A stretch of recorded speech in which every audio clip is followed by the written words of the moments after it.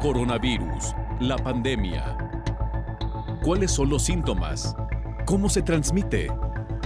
¿Qué puedo hacer para protegerme y prevenir la propagación de la enfermedad? Nuevo padecimiento que ha encendido las alarmas de los sistemas de salud. Coronavirus, la pandemia. Qué gusto saludarle también en fin de semana. Una recapitulación de lo que aquí le hemos presentado a lo largo de los últimos días. Por si usted no tuvo oportunidad de sintonizarnos o perdió alguno de los programas, aquí le ponemos al día, le ponemos al tanto. Y precisamente vamos a Ginebra, Suiza, sede de la Organización Mundial de la Salud, para que nuestra compañera Verónica López nos presente el informe de esta organización. Hola, ¿qué tal? Buenos días, Belén. Buenos días a todo el auditorio de Canal 44.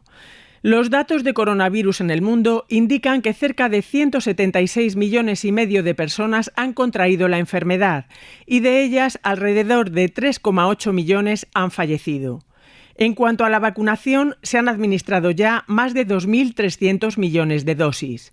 Según los datos del informe semanal de la Organización Mundial de la Salud, los contagios globales bajaron un 12% en la última semana, con más de 2,6 millones de nuevos casos. Es la menor incidencia registrada desde el mes de febrero. Todas las regiones anotaron bajadas en el número de casos, excepto África.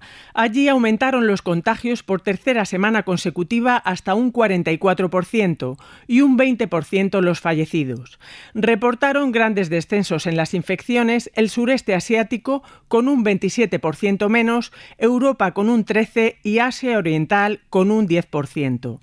Sin embargo, América y Oriente Medio mantienen cifras similares a la semana anterior, con descensos del 4 y el 5% en el número de contagios.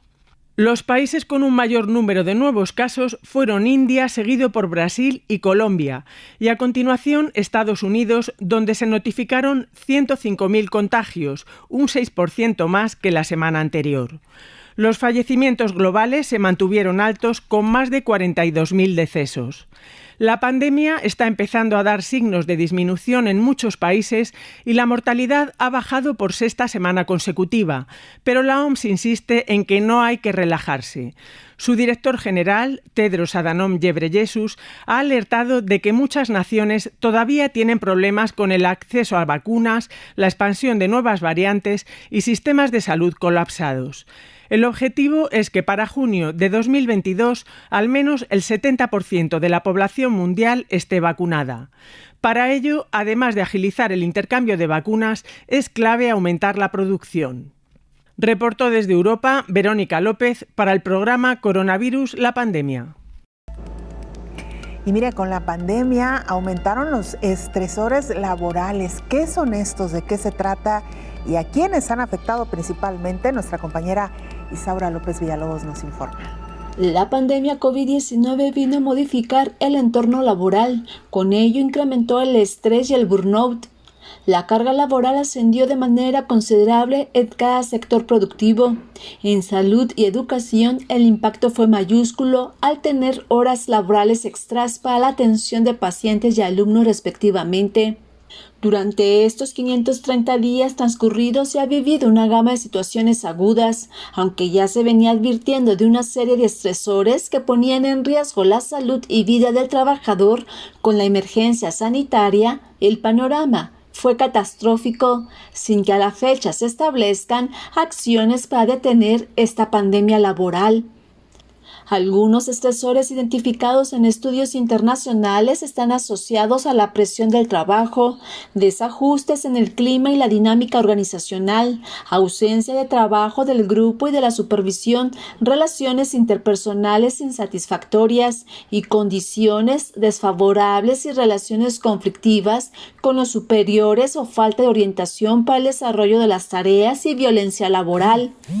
La pandemia COVID-19 también abrió este otro telón que ha ocasionado graves afectaciones físicas y emocionales al trabajador.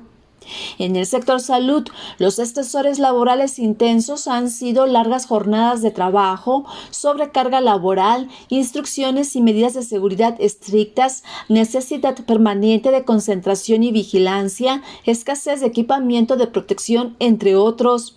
La afectación psicológica ha sido ansiedad, depresión, trastornos por estrés postraumático o traumatización vicaria derivada de la compasión hacia los pacientes que están atendiendo. Esta situación pone en riesgo la salud física y mental del personal sanitario, dando lugar a contagios por inadecuadas condiciones de bioseguridad e infraestructura sanitaria, complicaciones a su propia salud y muerte.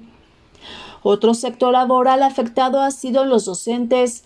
La revista Interamericana de Psicología señala que tienen mayor riesgo de desarrollar estrés y desgaste profesional, situación que se amplía a partir de los cambios por la pandemia por COVID-19. Durante estos meses de la pandemia se modificó el lugar donde maestras y maestros desarrollan su tarea laboral, el tiempo y los recursos que emplean para enseñar y los canales de comunicación. Posiblemente estos cambios acontecidos en el entorno laboral y las condiciones de trabajo conlleven a que incrementen todos estos factores de riesgo en la salud mental y física del trabajador. La pandemia COVID-19 y las medidas sanitarias para prevenir contagios modificaron los ámbitos laborales, un espacio que ya se venía analizando los factores estresores y que en este último año se agudizó el estrés, la ansiedad y el síndrome de quemarse por el trabajo. Señal informativa, Isaura López, Villalobos. En la parte oscura de esta pandemia tendremos que reportar que hasta ahora se prevé que 75 millones de personas han perdido su empleo o perderán su empleo en este año 2021. La COVID-19 dejaría un efecto catastrófico en el mercado laboral con la pérdida de unos 75 millones de empleos en 2021. Cifra que podría aumentar hasta 205 millones de personas para el próximo año, de acuerdo con el informe más reciente de la Organización Internacional del Trabajo. Por ello existe la necesidad de políticas de recuperación centradas en las personas, señaló el director general del organismo internacional, Guy Ryder. La suma del sufrimiento humano causado por la pandemia es tanto mayor por ese fracaso colectivo. En esta Casa de Justicia Social nosotros, más que la mayoría, necesitamos sacar conclusiones de esto, dijo. La pandemia ha puesto de relieve la vinculación de las políticas de salud, sociales y económicas, financieras, comerciales y hasta de propiedad intelectual. En tanto, la OIT publicará un nuevo informe previo al Día Internacional de las Trabajadoras del Hogar de 2021 en el 10º aniversario de la adopción del histórico convenio sobre este sector. El informe compara las condiciones laborales de los trabajadores domésticos con las de la población en general, evalúa hasta qué punto han avanzado las cosas desde la adopción del convenio y el impacto de la COVID-19, informó Elizabeth Ortiz. ¿Qué ha provocado el aislamiento social por la pandemia de COVID-19? El infectólogo Héctor Raúl Pérez Gómez habló de este tema esta semana. Por principio de cuentas, en los diversos espacios laborales se hizo una selección de los grupos vulnerables y estos grupos vulnerables fueron los primeros que tuvieron que ir a casa a estar en confinamiento, cuarentena o aislamiento social. El nombre correcto es aislamiento social. El grupo que mayor impacto tuvo, sin lugar a dudas, desde un punto de vista hasta de la salud mental, fue el de mayores de 65 años, que prácticamente en todo el mundo fueron de forma casi temprana confinados a casa. Y luego los grupos considerados como vulnerables en cuanto a enfermedades concomitantes como diabetes, hipertensión, etcétera, personas con alguna discapacidad. Y bueno, vino inmediatamente en cascada una caída de la economía estrepitosa, se redujo importantemente la productividad. Recordemos que las consideradas empresas no esenciales o actividades económicas no esenciales cerraron por indicación de los sistemas de salud. Se quedaron solo las actividades esenciales y dentro de las actividades esenciales estas fueron llevadas a cabo casi exclusivamente por personas sin enfermedades concomitantes, menores de 60 años de edad. Eso redujo significativamente la planta laboral a nivel mundial.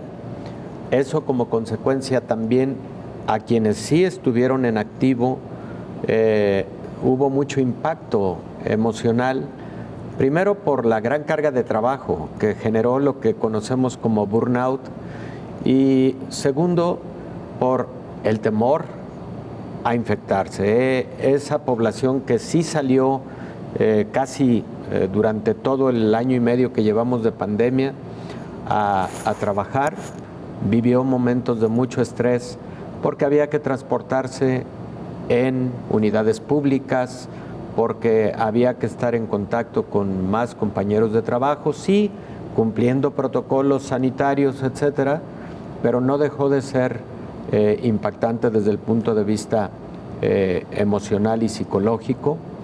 Y qué decir, bueno, del impacto económico que generó todo lo anterior.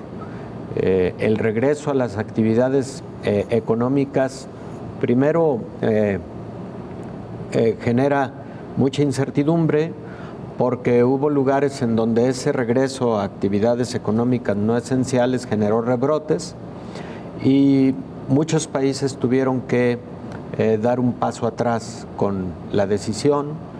Algunos notaron una segunda o una tercera ola y eso generó pues la necesidad de modificar las estrategias para el retorno a actividades económicas generalizadas, ¿no?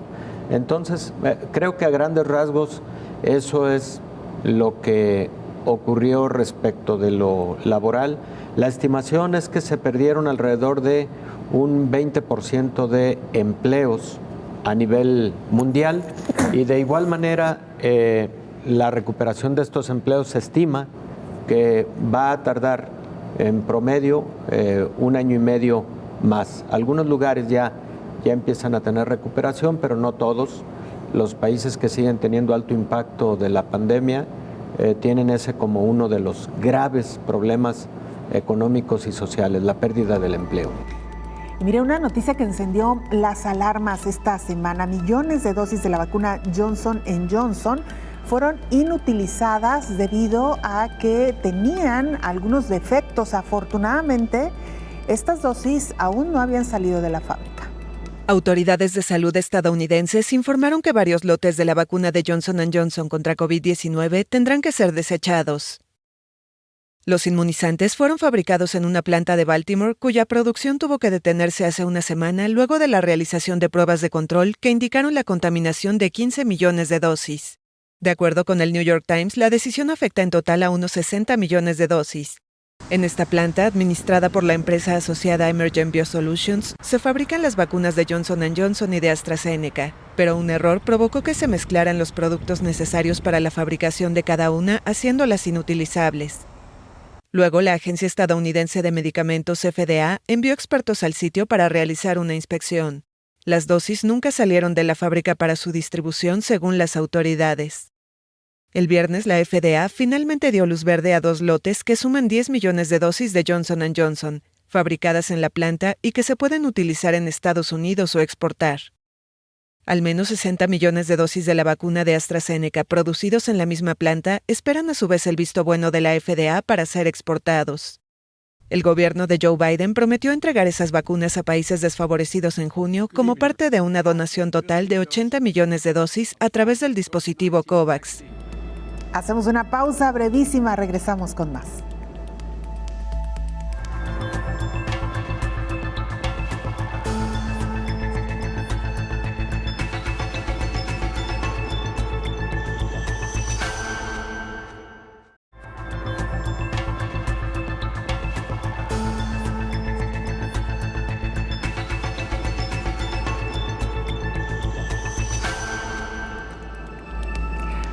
@Canal 44 TV, nuestra cuenta en Twitter y Facebook. Nos pueden mandar mensajes también en WhatsApp al 33 22 42 0690. Como siempre, es un gusto mantener esta comunicación con usted.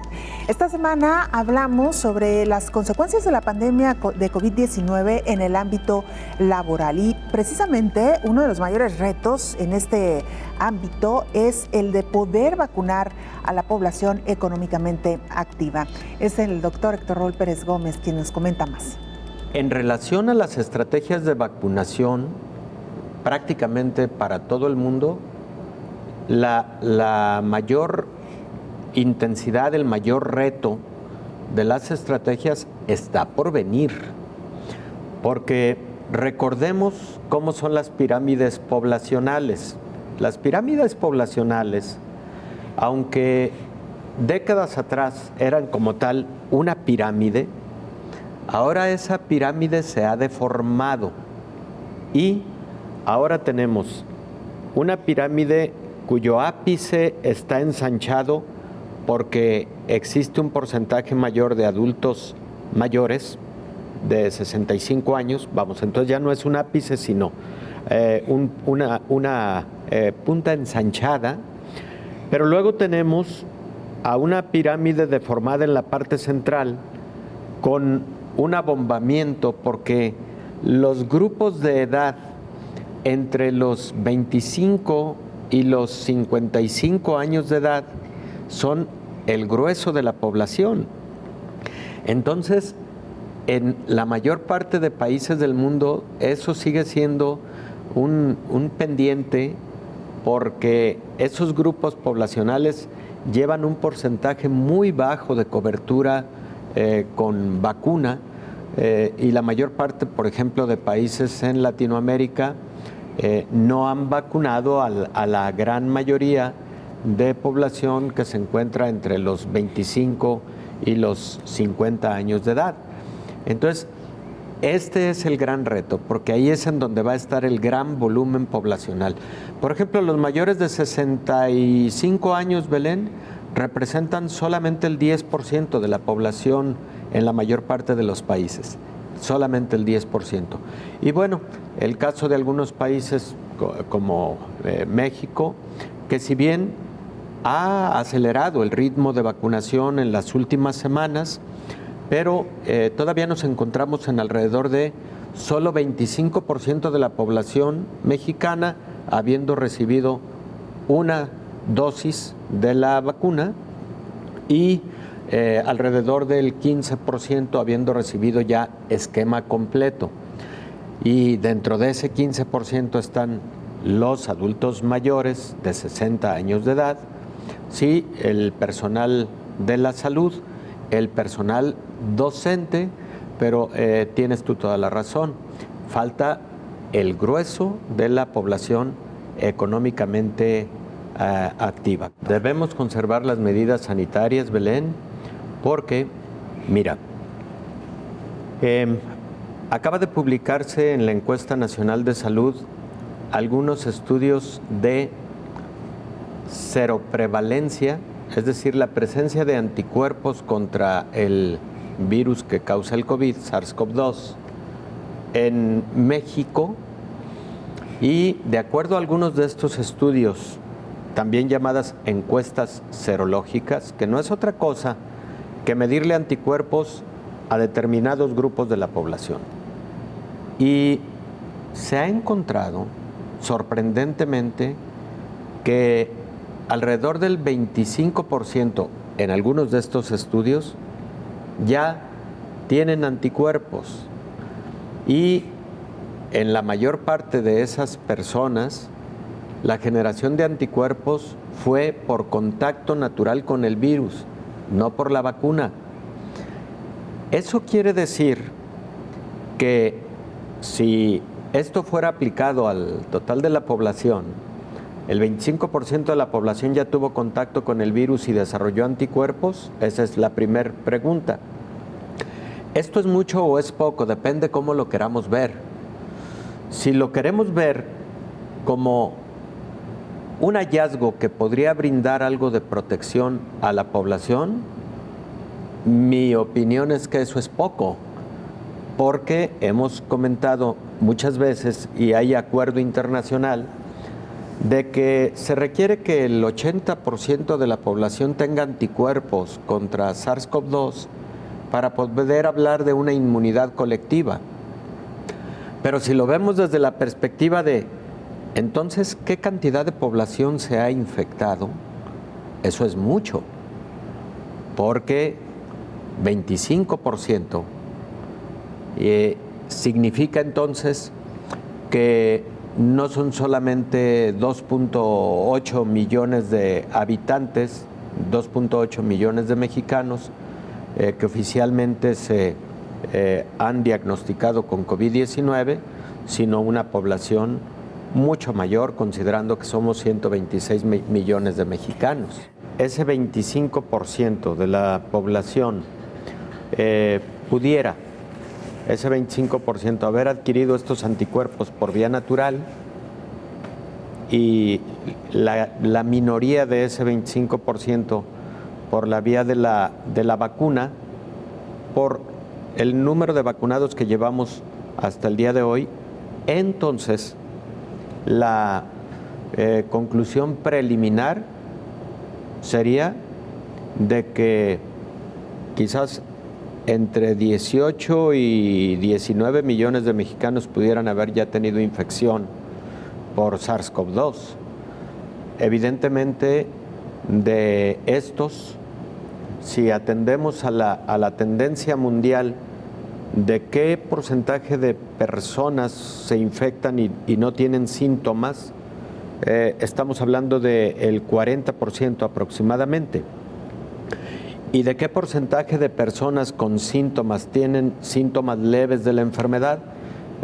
85%.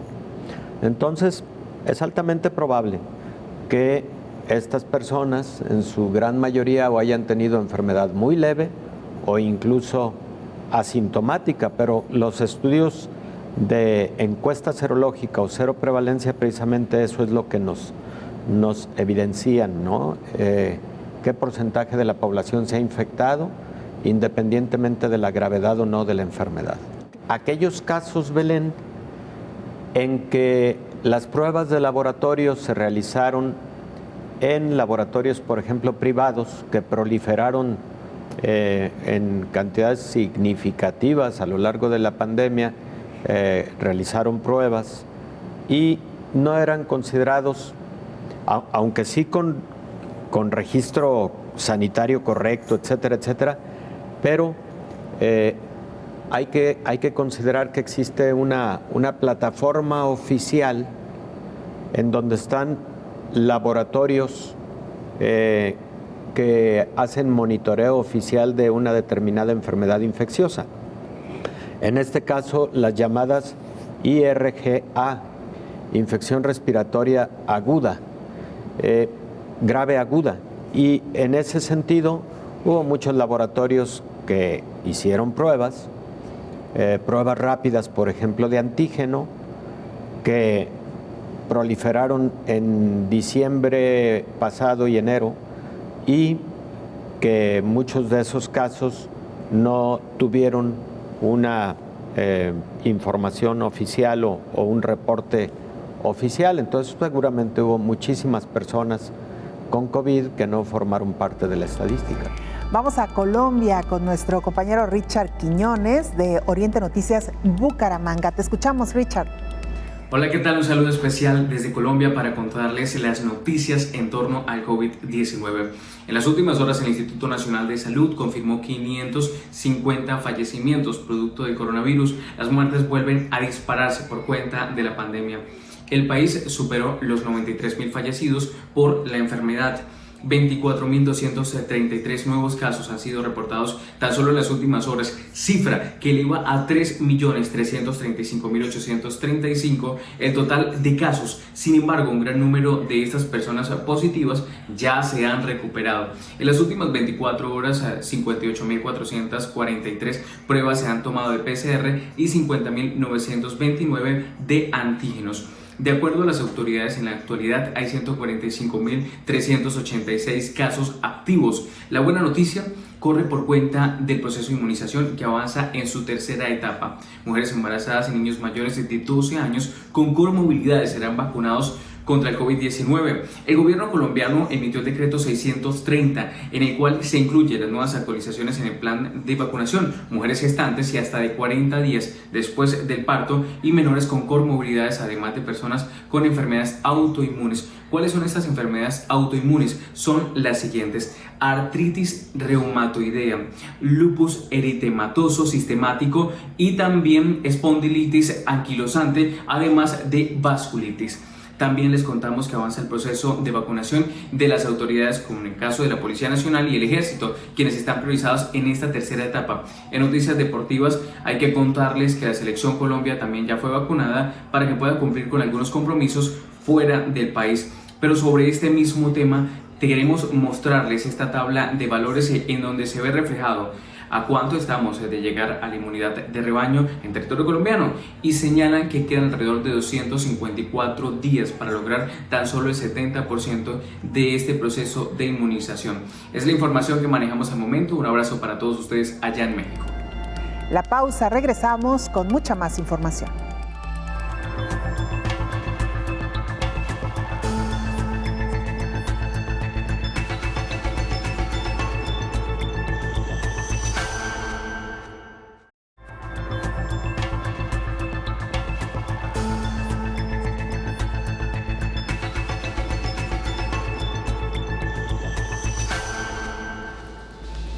Seguramente usted ha escuchado recientemente hablar del llamado hongo negro. ¿Qué es este padecimiento? ¿De dónde viene?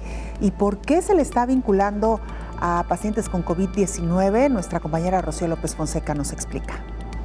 De las 100.000 especies de hongos conocidas, solo el 0.1%, es decir, 100 especies, son patógenas para el ser humano. Los hongos suelen infectar tejidos y órganos externos, siendo la piel la más susceptible de ser colonizada por especies fúngicas patógenas. Normalmente estas enfermedades dermatológicas no son graves, pero sí hay veces, especialmente en países subdesarrollados, que estas pueden derivar en verdaderas deformidades. Estos seres vivos no destacan por ser patógenos, sin embargo, existen especies que sí pueden ser mortales para los humanos y hasta para los animales. Hay que recordar que los hongos no son plantas ni animales, aunque en algún momento fueron considerados como plantas. Hoy en día están clasificados como un reino propio. Algunos hongos causan infecciones en las personas. Algunas especies y en condiciones determinadas sí que son capaces de comportarse como patógenos, infectarnos y hacernos enfermar. Algunas de las patologías más comunes son la candidiasis oral, es una infección fúngica de la boca y también se puede presentar en la vagina. Pie de atleta, considerada como una de las enfermedades por hongos más conocida en el mundo, así como la onicomicosis, es decir, presencia de hongos en las uñas. La tiña, pitiriasis versicolor, la balinitis fúngica es una infección exclusiva de los hombres, que consiste en una inflamación del glande que puede extenderse hasta el prepucio. La esporotricosis es una enfermedad fúngica que, a diferencia de las anteriores, puede poner en peligro la vida del afectado. Está causada por un hongo que coloniza capas más profundas de la piel y desarrolla una patología más intensa, provocando la aparición de pústulas en el sitio de la infección, especialmente extremidades y rostros. La aspergilosis es una enfermedad fúngica y entra a nuestro cuerpo a través del aparato respiratorio, por inhalación de esporas, y llega a nuestros pulmones, donde empieza a crecer y a colonizar.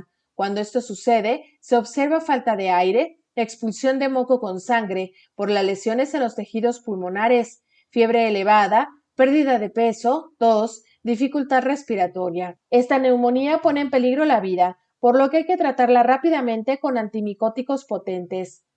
La histoplasmosis es una enfermedad fúngica que se desarrolla tras la inhalación de esporas del hongo Histoplasma capsulatum, las cuales se encuentran en las heces de pájaros y murciélagos, informó Rocío López Fonseca. Mucormicosis es el término técnico con el que se le conoce este padecimiento, digamos de manera científica, aunque popularmente es llamado hongo negro. Es una de las mucormicosis que existen y el infectólogo Héctor Raúl Pérez Gómez nos amplió la información sobre estas enfermedades o padecimientos generadas por hongos. Son múltiples las enfermedades infecciosas causadas por hongos. Vamos a dejar de lado las enfermedades que pueden adquirirse por hongos venenosos. Ese es otro capítulo que es muy, muy diferente a lo que serían las enfermedades en donde hongos microscópicos causan enfermedad en el ser humano.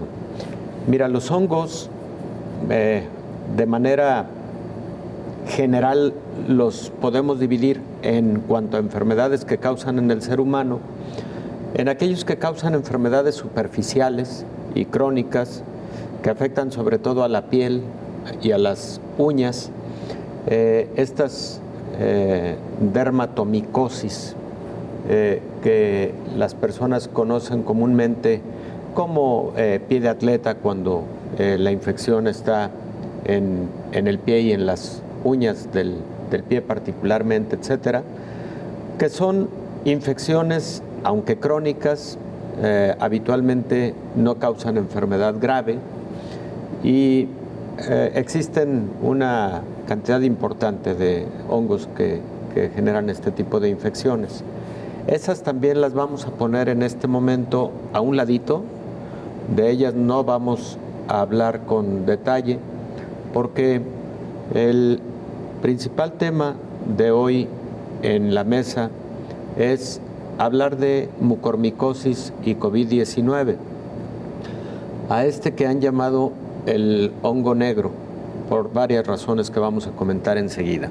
Bueno, entonces concentraríamos un poquito más nuestra atención para hablar de aquellos hongos que causan enfermedad invasiva en el ser humano. Y cuando hablo de enfermedad invasiva me refiero a aquellos hongos que penetran a tejidos, a órganos, a sistemas de la economía corporal, que son graves, que se pueden comportar de tal gravedad que pueden llevar a la muerte. Y ahí tenemos dos tipos grandes así de síndromes o de enfermedades, unas de ellas conocidas como micosis diseminadas y oportunistas, y otras las conocidas como micosis endémicas. Bueno, en las micosis oportunistas se encuentra, o dentro de estas micosis oportunistas se encuentra la mucormicosis. La mucormicosis la causa no un hongo, sino 28 especies diferentes de un hongo microscópico, entre las que están la especie de mucorales, en donde está Rhizopus o Rhizomicosis, en donde se encuentran también absidias, y todas estas pertenecen, digamos, a se conoce en microbiología como filum, es como una macrofamilia conocida como mucorales. Por eso las enfermedades causadas por este grupo de hongos se conoce como mucormicosis. Se presentan de forma similar, independientemente de que sea causada por una de estas 28 especies que por ahora se han reportado en el ser humano, y de forma conjunta se conoce como mucormicosis, insisto. Y escuchábamos hace un momento que esta enfermedad frecuentemente inicia generando invasión en las cavidades craneales, incluida la cavidad bucal, las cavidades nasales, en ocasiones los globos oculares, en algunas ocasiones, raras, muy raras, el oído. Y la forma más común de la mucormicosis es la que afecta precisamente a las estructuras craneales, incluido el cerebro.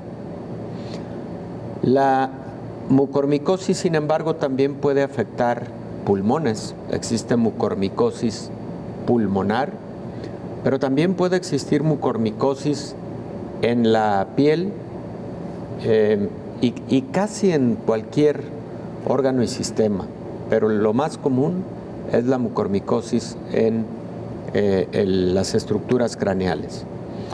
De hecho, cuando afecta, por ejemplo, la boca, la nariz, los ojos, el cerebro, se dice que estamos frente a una mucormicosis oronaso-óculo-cerebral. Cuando estamos frente a una mucormicosis que ha afectado solamente la nariz, los ojos y el cerebro, decimos que estamos frente a una mucormicosis óculo-rino-cerebral. O sea, depende de las estructuras que afecta. ¿Qué es lo que hace este hongo? Bueno, por principio de cuentas, estos hongos son hongos que cuando se ven a la microscopía se identifican como racimos, como hongos racemosos. Estos hongos lo que hacen es invadir el interior de los vasos sanguíneos, los inflaman, los ocluyen. En virtud de eso, deja de circular adecuadamente la sangre que va a llevar nutrientes y oxígeno a los tejidos, y entonces ese tejido muere, ese tejido se necrosa, sufre gangrena, y cuando esos tejidos sufren esta gangrena, ¿de qué color se ven? Violáceos, negruzcos, y entonces ese es uno de los motivos por los cuales a esto se le ha conocido como el hongo negro. ¿Qué es lo que ha ocurrido en los últimos meses en la India? Hay estimaciones de hasta 9,000 casos en la India de mucormicosis ocurrida en pacientes con COVID, particularmente en las fases post-COVID. ¿Qué fue lo que pasó con estos pacientes? Bueno, muy probablemente la mayor parte de estos pacientes, además del COVID, tenían diabetes. Muy probablemente. 2, muy probablemente estos pacientes recibieron en algún momento altas dosis de corticosteroides como dexametasona, metilprednisolona, etc. Y es posible que también algún grupo de estos pacientes, alguna cantidad de estos pacientes hayan recibido fármacos inmunosupresores como los anticuerpos monoclonales que inhiben citoquinas inflamatorias en pacientes con COVID. ¿Por qué comento esto, Belén? Porque la mucormicosis la conocemos hace décadas. Nosotros, los infectólogos, atendemos mucormicosis no todos los días, pero sí atendemos algunos casos al año. Yo en particular, el último caso de mucormicosis que vi fue hace un par de meses, no asociado a COVID. Pero la literatura internacional científica y precisamente lo que nosotros, los médicos, los infectólogos, vemos en mucormicosis es habitualmente a pacientes que tienen diabetes, que tienen una complicación de la diabetes llamada cetoacidosis diabética, que genera condiciones propicias para que este hongo se desarrolle. Entonces, lo tradicionalmente descrito con respecto a la mucormicosis es que se presenta más frecuentemente en pacientes diabéticos con cetoacidosis diabética, pero también se puede presentar en pacientes trasplantados, en pacientes con enfermedades hematológicas que están inmunosuprimidos.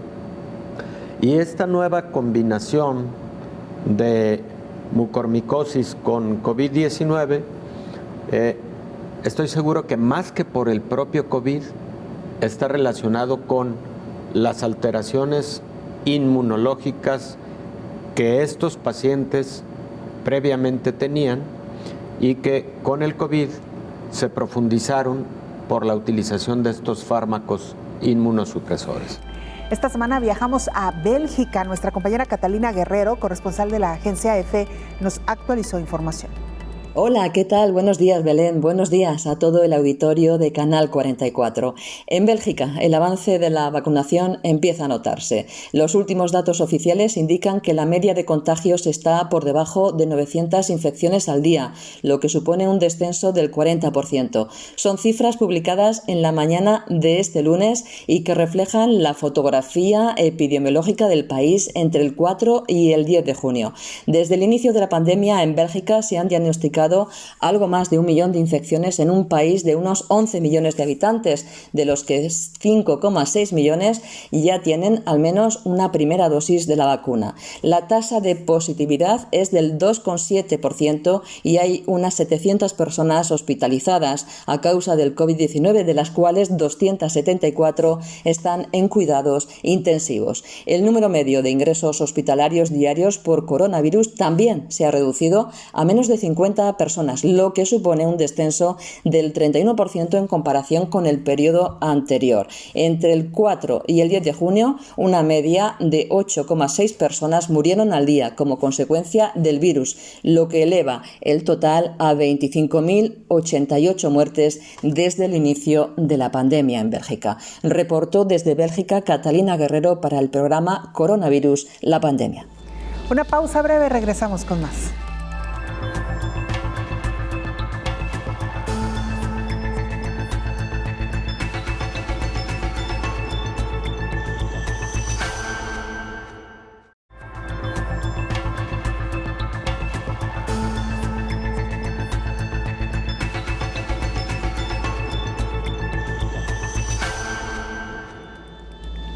En Argentina no habrá muchos casos de hongo negro, es lo que predice una patóloga infantil. La patóloga infantil Marta Cohen, egresada de la Universidad Nacional de La Plata, dijo a la radio pública del país que en Argentina no habrá muchos casos de hongo negro, pero que cuando los haya será en la zona de la Mesopotamia. Explicó que el hongo negro es una complicación que aparece en pacientes que han tenido coronavirus, que han estado con muchos síntomas o tratados con corticoides. Los corticoides manejan el tratamiento de los pacientes, pero también bajan la inmunidad. El hongo se llama mucormicosis. Es un hongo que no es exclusivo del coronavirus, expuso. Esta enfermedad existe en países o regiones donde hay contaminación de suelos, de agua, donde hay poca higiene. La especialista expuso que generalmente comienza en la zona de la cara, de la nariz, en las fosas nasales. Invade localmente los senos maxilares, puede tomar el ojo y se pierde también la visión. La gravedad del micótico es que tiene un 54% de mortalidad. Más de la mitad de los pacientes que se enferman con la mucormicosis muere, advirtió Cohen. Precisó que en el 70% de los casos han sido en la India en pacientes obesos que han recibido corticoides y que tienen diabetes tipo 2, informó Elizabeth Ortiz. Y mire, las infecciones por hongos en pulmones pueden ser más graves. Los síntomas son similares a la influenza o tuberculosis. Los hongos están en todas partes. A veces son demasiado pequeños para verlos a simple vista. Los hongos pueden vivir en exteriores, en el suelo y en las plantas, en interiores, sobre las superficies, en el aire, en la piel y dentro del cuerpo de las personas. Hay millones de especies de hongos, pero solo unos 100 pueden enfermar a la gente, explican los Centros de Control de Enfermedades de Estados Unidos. Las infecciones leves de la piel causadas por hongos pueden verse como un sarpullido y son muy comunes. Por ejemplo, la tiña es una infección de la piel causada por un hongo. Existen diversas enfermedades provocadas por hongos como la micosis de piel, uñas, mucosas o cuero cabelludo, pie de atleta, candidiasis oral, entre otras. Generalmente los hongos se encuentran en el organismo y conviven con este de forma armoniosa, pero cuando logran burlar los mecanismos de protección del cuerpo, causan enfermedades. Esto ocurre principalmente en fases donde las defensas están bajas o por heridas en la piel. La mayoría de las infecciones fúngicas son superficiales y fáciles de tratar, pero existen algunas especies de hongos que pueden causar lesiones profundas e incluso llegar al torrente sanguíneo y afectar otros órganos. Las infecciones por hongos en los pulmones pueden ser más graves y con frecuencia causan síntomas similares a los de otras enfermedades, como los de la influenza o la tuberculosis. La meningitis por hongos o meningitis micótica y las infecciones del torrente sanguíneo son menos comunes que las infecciones de la piel y los pulmones y pueden ser mortales. Debido a que los síntomas de las infecciones por hongos se pueden parecer a las de otras enfermedades, el diagnóstico y el tratamiento adecuados regularmente se tardan. Se pueden encontrar hongos dañinos en el aire, el polvo y la tierra. Los hongos causan enfermedades a los humanos de 3 formas: por envenenamiento, por infecciones parasitarias y por reacciones alérgicas, informó Rocío López Fonseca. ¿Cómo se puede contagiar una persona con este tipo de hongos, particularmente el que produce la enfermedad conocida como hongo negro? El infectólogo Héctor Raúl Pérez Gómez nos lo explica. Este hongo coloniza particularmente compuestos orgánicos y esto incluye, por ejemplo, alimentos. Los coloniza en condiciones particularmente de humedad. Este hongo, al colonizar esas superficies orgánicas, también genera esporas. Las esporas pueden ser volátiles y el paciente puede inhalar esas esporas y ahí iniciar la colonización de su vía respiratoria o de su cavidad oral. Por ese motivo, ese es el mecanismo de ingreso más común de la mucormicosis. No es el único. También ha habido mucormicosis por inoculación directa en la piel, por ejemplo. Y como también existe mucormicosis pulmonar, la hipótesis es que es a través de aspiración de las esporas de este hongo. Pero Belén, los seres humanos estamos en exposición con muchos microorganismos que están en el medio ambiente y uno de esos microorganismos son estos hongos, los mucorales. Si una persona es inmunocompetente, no tiene ninguna patología, etcétera, aunque tenga exposición a alguno de estos microorganismos, no desarrollará la enfermedad. Esta enfermedad se comporta como oportunista. Decíamos entonces, ocurre inmunosupresión a través de todos los mecanismos que comentábamos y ahí el hongo se convierte en un hongo invasor. ¿Qué es lo que nosotros como médicos vemos en un paciente como mucormicosis? Dependiendo de la fase en la que el paciente se presente a recibir atención. Lamentablemente es muy común que se presenten en una fase muy avanzada de la enfermedad. Y cuando hablo de muy avanzada, es que avanzó en muy pocos días, en un periodo muy corto de tiempo. Eso es algo que caracteriza a la mucormicosis. Puede ser un par de días. Es común que quien se percata de que está presente esta enfermedad sea el odontólogo, porque el paciente puede empezar a tener algún malestar dental y el odontólogo identifica ahí una lesión negruzca, obscura, y le llama la atención y entonces es quien refiere al paciente para su atención con sospecha de mucormicosis. Te decía que hace un par de meses yo vi un caso de mucormicosis y eso fue lo que ocurrió. El paciente acudió a recibir atención odontológica por molestia en una pieza dentaria, un paciente diabético. El odontólogo advirtió una lesión de 1 centímetro de diámetro aproximadamente en el paladar, negra, y tomó una muestra de esa lesión, se la envió al histopatólogo y el histopatólogo dijo: es un hongo con características de mucorales, sin decir qué especie, porque ese fue un hallazgo morfológico en la microscopía. Entonces, inmediatamente recurrieron a que viera yo al paciente.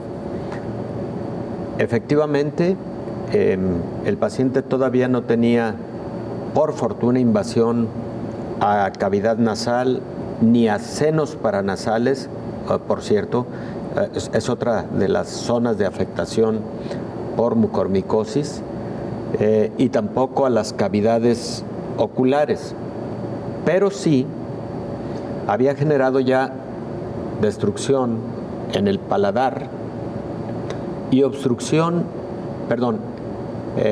invasión a un hueso que tenemos en la parte lateral de la cara, y esta invasión fue evidenciada a través de una tomografía axial computarizada. No había afectación cerebral. Entonces, este paciente, casi con el procedimiento de la toma de la biopsia, había quedado debridada la lesión y el resto del manejo fue manejo farmacológico con un medicamento que es el medicamento de elección para atender esta infección, conocido como anfotericina B. El paciente recibió anfotericina B y tuvo una buena evolución. Pero hay otros casos, Belén, que lamentablemente, si transcurren algunos días más, ya no es una lesión de 1 centímetro, sino probablemente una necrosis muy extensa en el paladar, en la nariz, en los senos paranasales, en la cavidad orbitaria, y puede incluso invadir al cerebro. ¿Qué es lo que se tiene que hacer en casos así? Tienen que entrar los cirujanos de las diferentes especialidades, por ejemplo, el oftalmólogo, el otorrino laringólogo, el neurocirujano, de manera conjunta para debridar todo el tejido necrótico que esté. Estos pacientes, lamentablemente, con mucha frecuencia pierden el ojo, pueden perder un ojo, y estos pacientes deben recibir tratamiento con estos medicamentos, anfotericina B en particular, y deben, incluso si hay necesidad de entrar varias veces a quirófano para estar debridando el tejido afectado, se debe hacer, porque a la mucormicosis hay que ganarle el paso, porque puede invadir de forma muy rápida. Eso es lo que ocurre con la mucormicosis.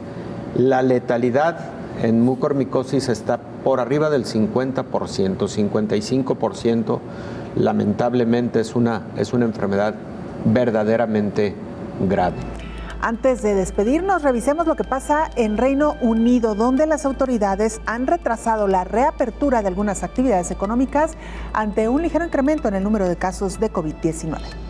Inglaterra retrasa la fase final de su plan de desconfinamiento del 21 de junio al 19 de julio.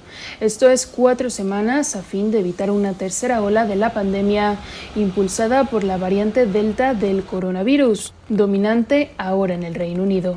I think it is sensible to wait just a little longer. El primer ministro británico Boris Johnson dijo que es sensato levantar el pie del acelerador para dar más tiempo a que avance el plan de vacunación, que aspira a haber ofrecido una primera dosis a todos los adultos a finales del próximo mes. El aplazamiento, que se aplicará en Inglaterra, ya ha sido criticado por diputados de todos los partidos y los sectores afectados, impedirá la reapertura de los locales de ocio nocturno y mantendrá el aforo limitado en cines y teatros. También prevalece la instrucción de trabajar desde casa si es posible, entre otras medidas. Según los últimos datos, entre el domingo y el lunes se registraron en el Reino Unido 7.742 nuevos contagios, un 45,5% más que hace una semana.